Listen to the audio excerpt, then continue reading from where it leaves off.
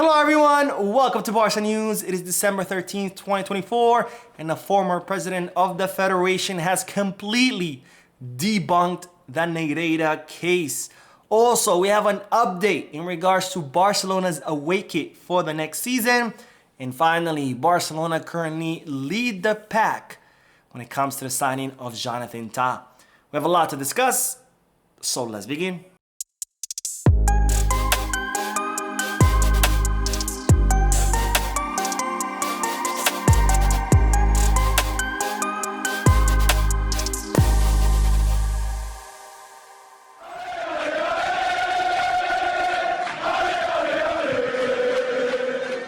Now I begin this video with the news that the former Federation president Ángel María Villar has completely debunked the Negreira case when on an interview that he just recently did with Josep Pedrerol, which is a super pro Madrid reporter out in Spain. And this is what Ángel María Villar had to say about the Negreira case. Negreira had no responsibility in the referee appointment. I repeat, Negreira had no responsibility in the referee appointment, nor in appointing international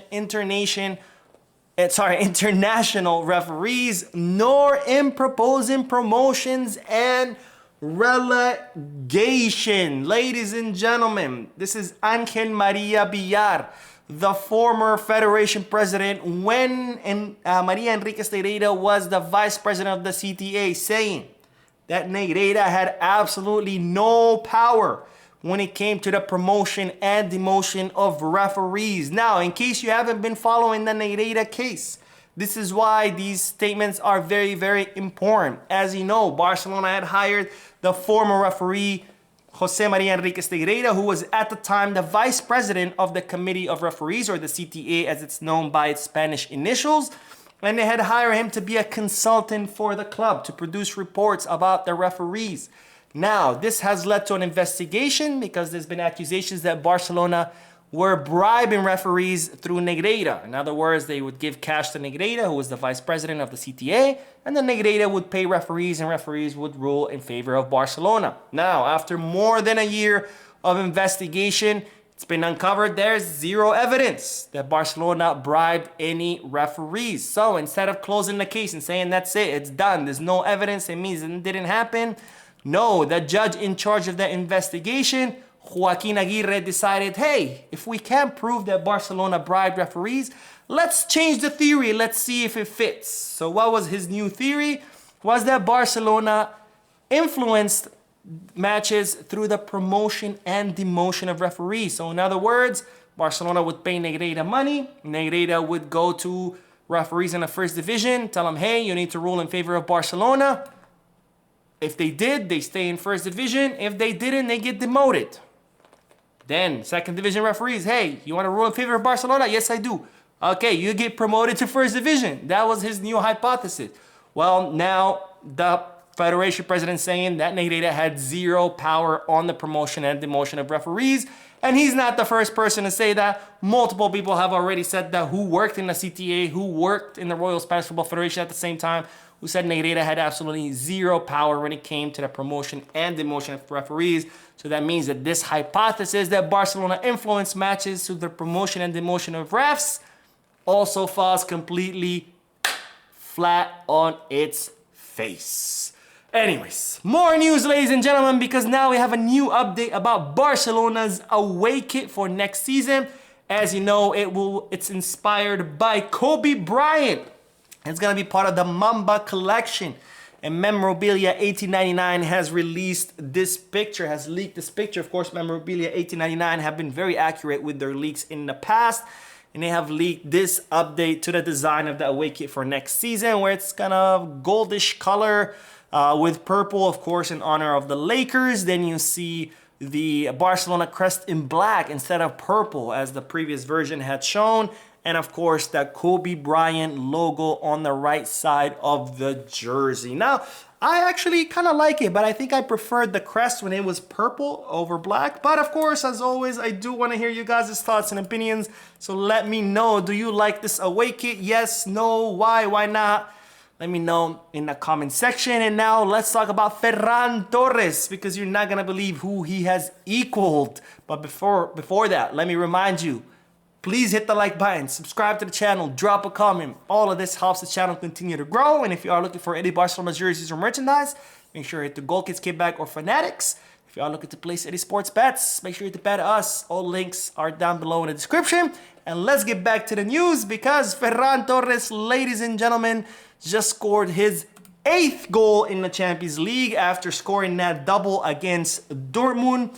And now that he has scored 8 goals in the Champions League, he has matched 2 former Barcelona players, which are David Villa and Dembélé, and he did it in less matches. Now pay attention to this, because Ferran Torres has scored 8 goals in 16 matches in the Champions League, where it took El Guaje, David Villa, the Barcelona legend, it took him 26 matches to score 8 goals in the Champions League, so 10 matches more than Ferran Torres.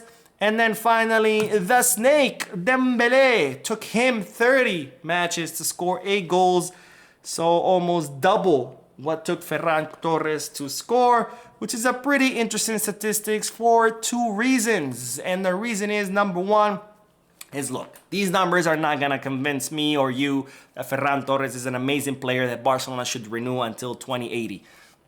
We have all seen it time and time again. It's clear as daylight. Ferran Torres is not Barca level.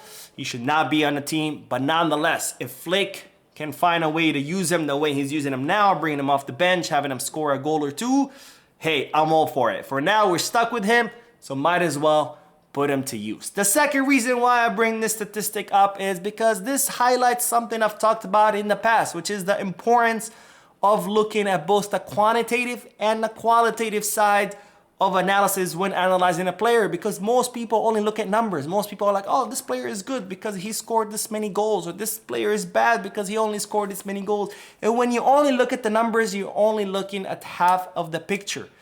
The numbers are the quantitative analysis. You also have to look at the qualitative. Qualitative are things you cannot measure with numbers. Things like the player's intelligence, how he reads the field, how he positions himself. These are things that you cannot really put a number on, but they're very important when analyzing whether a player is good or not. And again, this is a perfect example on why it's important to take both analysis into consideration, because if we only looked at the numbers, guess what? Looking at these numbers, Ferran Torres is way better than David Villa. Of course he's not. And Ferran Torres is better than Dembélé. Also not true. So just remember that next time you're talking about players, it's not just about their numbers, it's also about their qualitative analysis. Now, speaking of players, let's end this video by talking about Jonathan Tah, because ladies and gentlemen, Barcelona are currently in the lead to sign the German defender. Now, the 28-year-old center back's contract expires with Bayer Leverkusen at the end of the season. He has decided not to renew it. As such, he will be a free agent during the summer, and this has attracted the interest of many European clubs, including Real Madrid, Bayern Munich, Juventus, Inter Milan, you name it. And of course, Barcelona, who tried to sign him past summer, but Bayer Leverkusen said no. And guess what, Bayer Leverkusen, you should have said yes, because you could have made some money. And now Barcelona are set to take Jonathan Tah on a free agency this summer, as confirmed by Fabrizio Romano himself. So it looks like Barcelona, the rumors are true, Barcelona are in an advanced stage of negotiation with Jonathan Tah to sign him in the summer. Now, this, of course, will mean some exits in the defense, because Barcelona have plenty of players in that position. As we know, Flick has already opened the door for Eric Garcia to leave, so that's going to be one of them.